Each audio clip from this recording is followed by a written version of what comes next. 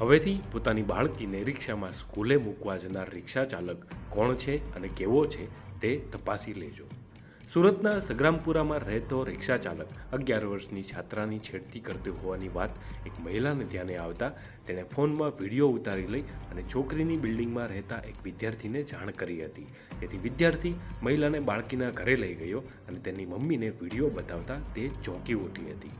માતાએ પૂછપરછ કરતા બાળકીએ કહ્યું કે રિક્ષા ચાલકે તેને સળગાવી દેવાની ધમકી આપી હતી, જેથી ઘરે જાણ ન કરી હતી।